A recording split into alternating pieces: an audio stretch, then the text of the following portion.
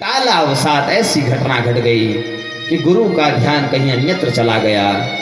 वस्त्र तो पड़ा शिष्य के ऊपर, परंतु गुरु को किसी बात पर इतना क्रोध आ गया कि आज गुरु के मुख से गाली निकल गई।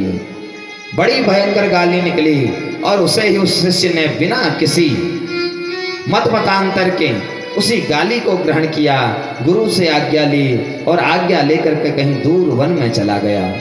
जा करके उसने नित्य वर्षों तक उसी गाली को जपा है। और भैया जानते हो क्या हुआ? कालांतर में गुरु को तो भगवान की प्राप्ति नहीं हुई, परंतु वह जो शिष्य था उसे भगवान की प्राप्ति हो गई। भगवान ने कहा कि हे पुत्र, मैं तुम्हारी तपस्या से, मैं तुम्हारे भजन से बड़ा प्रसन्न हूँ, तुम मुझसे वरदान मांगो। वह कहता है कि हे भगवान, ये जो साधन मैंने किया है यह मेरे गुरु के द्वारा प्रदत्त है। मैं चाहता हूँ कि आप मेरे गुरु को दर्शन दीजिए। भगवान कहते हैं कि देखो, गाय अपने लिए चरती है, बछड़ा अपने लिए चरता है। आप जो कर्म करते हैं, पाप का, पुण्य का, अच्छा बुरा, भगवान कहते हैं कि इसके भागी केवल और केवल तुम हो। इससे ना आपकी पत्नी भोगेगी, ना आपके पुत्र भोगेंगे। जैसा भी कर्म आप कर रहे हैं, आपके कर्मों के ज्ञाता, उसका निर्धारण भी स्वयं आप ही करते हैं। इसलिए आज यह भगवान कहते हैं कि शिष्य, हे पुत्र, तूने साधन किया है, तुझे तो मैं प्राप्त हो गया, परंतु मैं तेरे गुरु को प्राप्त नहीं हो सकता हूँ। कालांतर में भैया प्रसिद्धि ऐसी हो गई कि उनके शिष्य को तो भगवत की प्राप्ति हो गई है। गुरु के पास संदेश आया, गुरु आज दौड़ दौड़ करके अपने शिष्य के चरणों में गिरे हैं।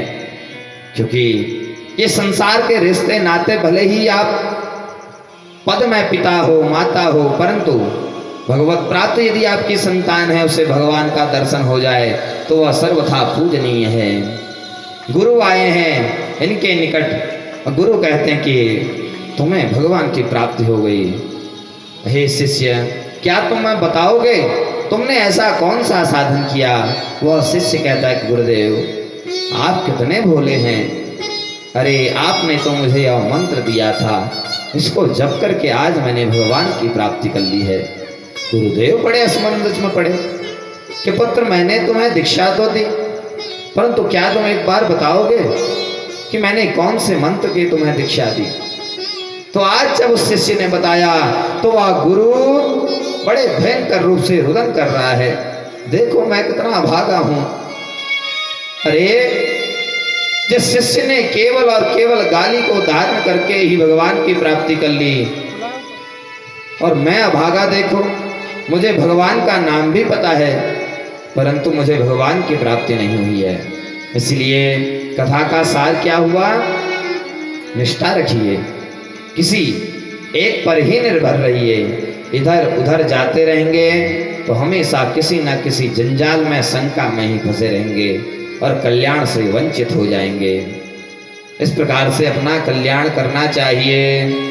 तो आगे भैया क्या हुआ? दुर्वासा जी वहाँ पर हैं पिंडारक क्षेत्र में, भगवान के पुत्र आए हैं। उन्होंने सोचा कि आज ये जो ऋषि महात्मा है मेरे पिता का गुणगान करते हैं, मैं जाकर के इनका परीक्षा लेता हूँ।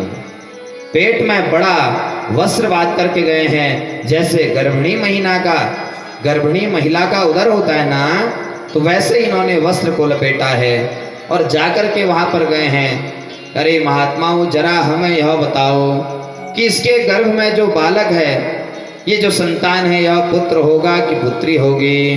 तो आज ऋषि महात्माओं को बड़ा भयंकर क्रोध आया है।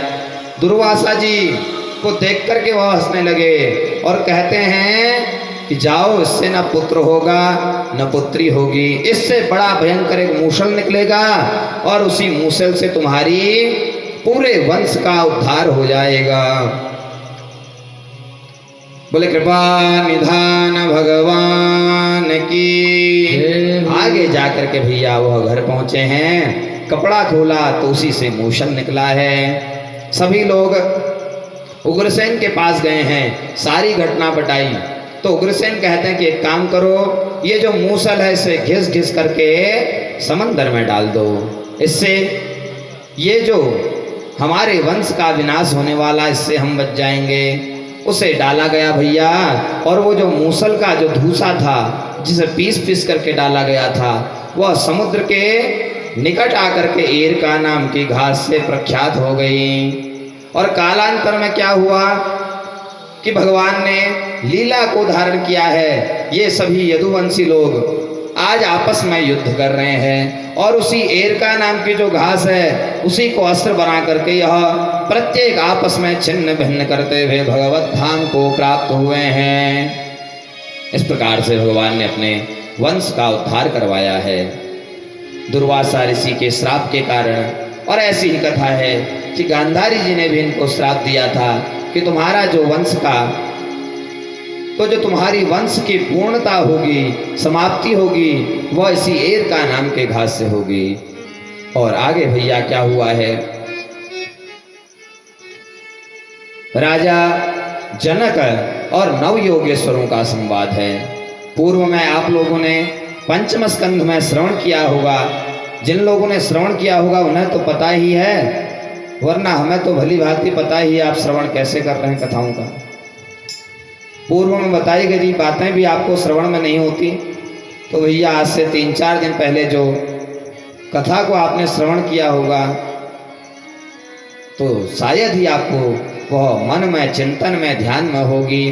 तो श्रवण कीजिए। ऋषभ देव हुए हैं, ऋषभ देव जी की 100 संतानें हुई हैं, सबसे बड़े भरत हुए हैं, और उनके बाद के जो 9 हुए वो भी राजा हुए हैं, और इनके बाद के जो 9 थे, इन लोगों ने भगवान की प्राप्ति कर करके नव योगेश्वर रूप धारण किया है, बड़े विद्वान हुए हैं। आज क्या घटना घटी, जनक जी बड़ा दिव्य यज्ञ का आयोजन किया है मिथिला नगरी में। और यज्ञ का एक नियम होता है, जब तक आप यज्ञ में बैठे रहते हैं तब तक यज्ञ से उठना नहीं चाहिए, चाहे कोई कर्म हो।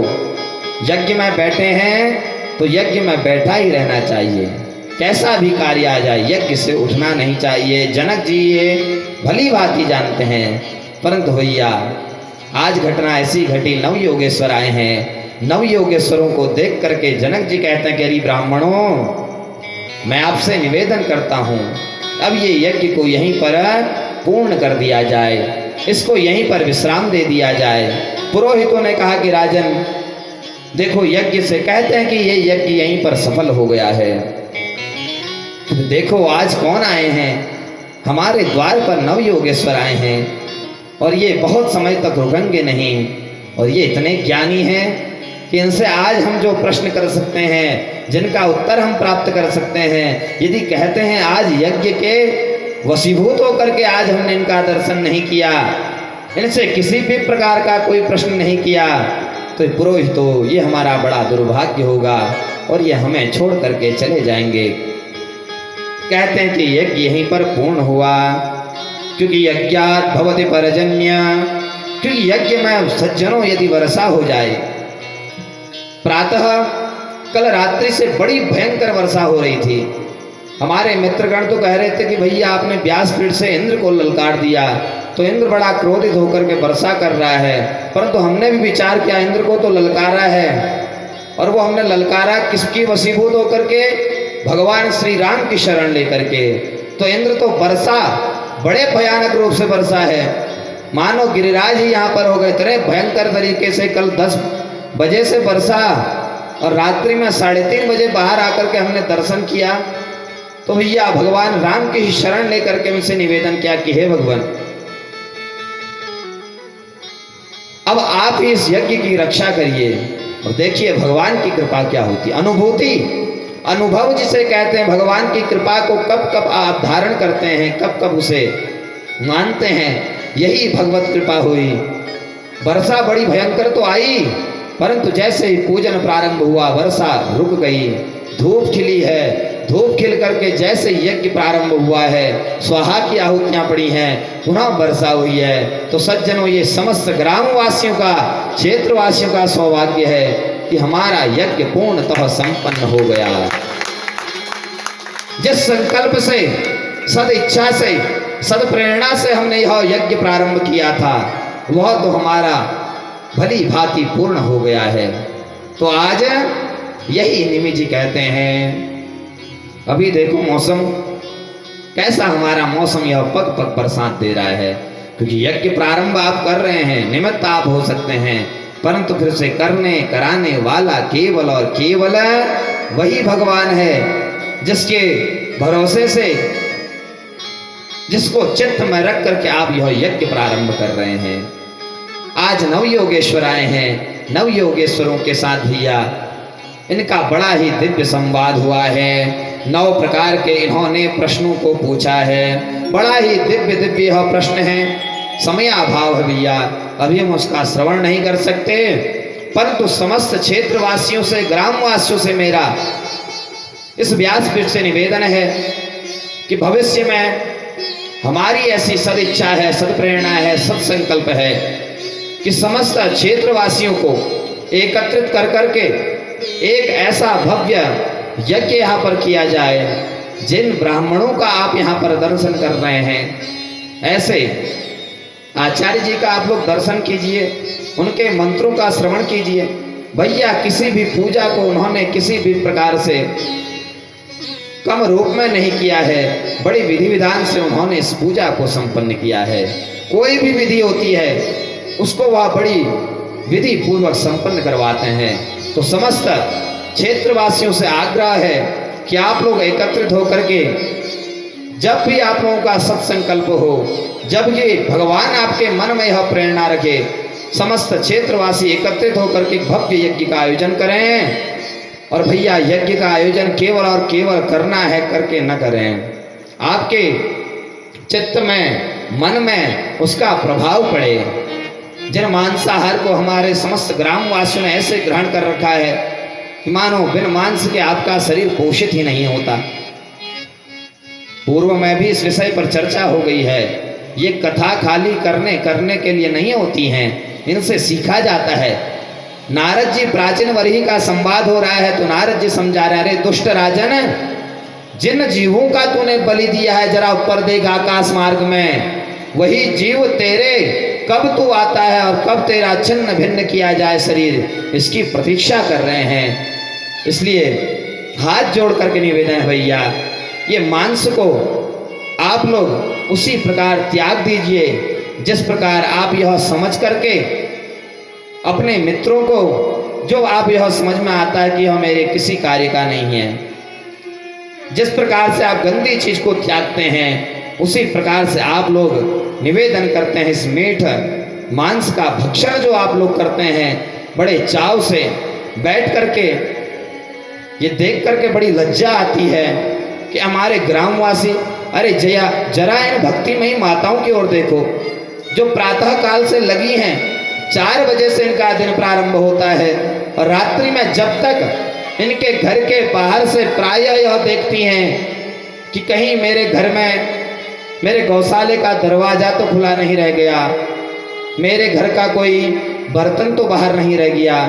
तो इसी प्रकार से इन माताओं से ही हम लोग को शिक्षा लेनी चाहिए कि क्या करना चाहिए, क्योंकि भरण पोषण का कार्य जितना कर्तव्य इन माताओं का है, उतना ही पिता स्वरूप जो हमारे यहाँ पर ग्रामवासी हैं पुरुष रूप में, उन सभी लोगों का भी है। इसलिए मन में ऐसा संकल्प लीजिए। व्यासपीठ से निवेदन करते हैं कि आप लोग कभी आज के बाद मांस भक्षण न करें।